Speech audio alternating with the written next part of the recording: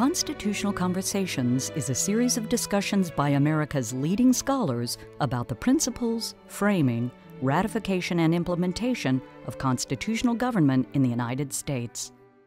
This series is hosted by the James Madison Memorial Fellowship Foundation of Alexandria, Virginia.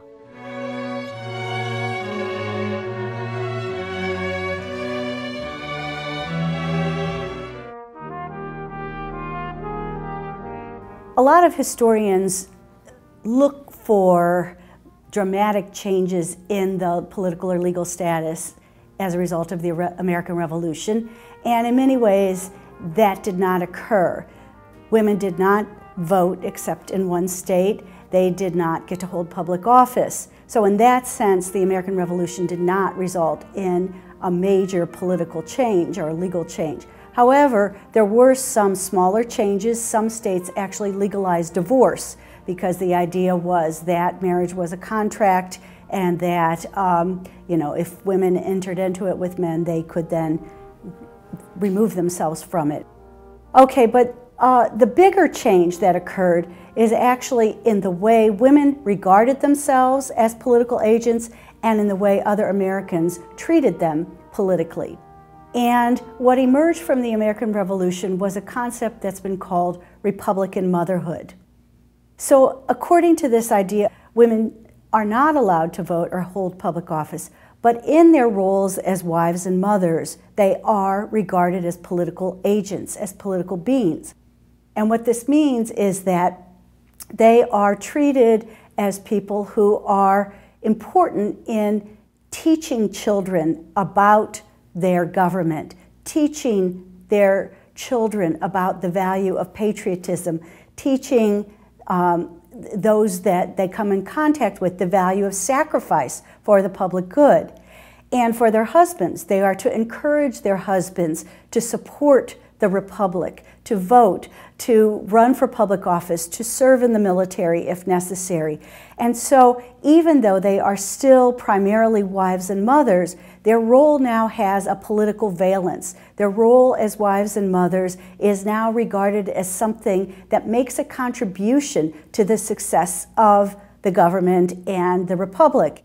And so in doing this, people came to realize that women did play a political role in the United States, and that to do that most effectively, they should actually be educated.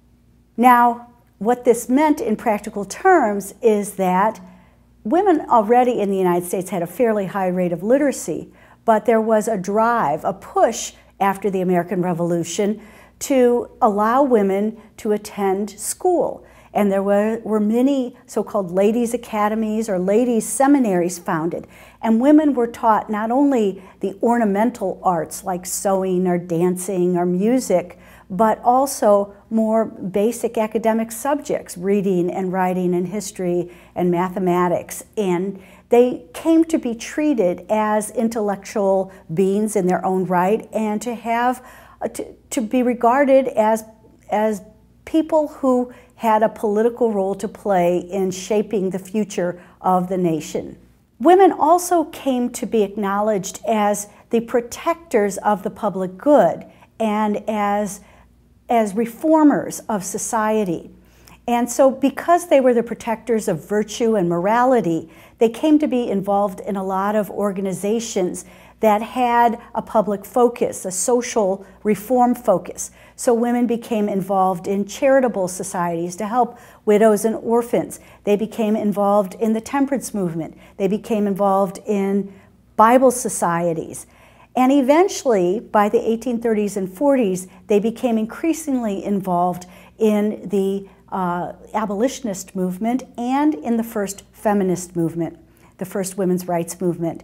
And in the 1840s, we have the first Women's Rights Convention, which met in Seneca Falls, New York, and produced what is called the Seneca Falls Declaration.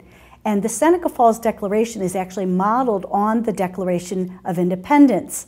And it says that women deserve the same rights as men.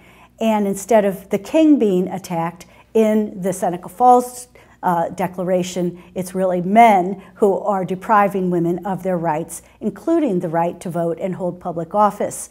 And so what you see happening after the American Revolution then is that women increasingly take on a public role in the realm of social reform.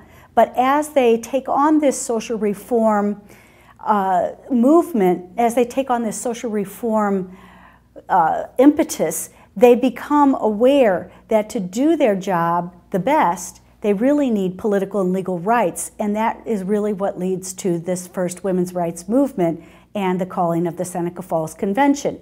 Now, the Seneca Falls Convention did not produce a lot of immediate results, but it represented the flowering of this feminist sentiment, and it soon became absorbed into and subsumed by the anti-slavery movement, which was much more pressing for the nation in the 1850s.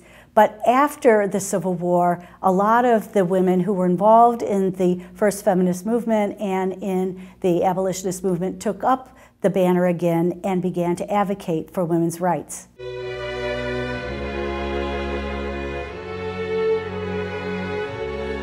Constitutional Conversations is made possible by a generous grant from the Fairleigh S. Dickinson Jr. Foundation. Constitutional Conversations is made possible by the James Madison Education Fund.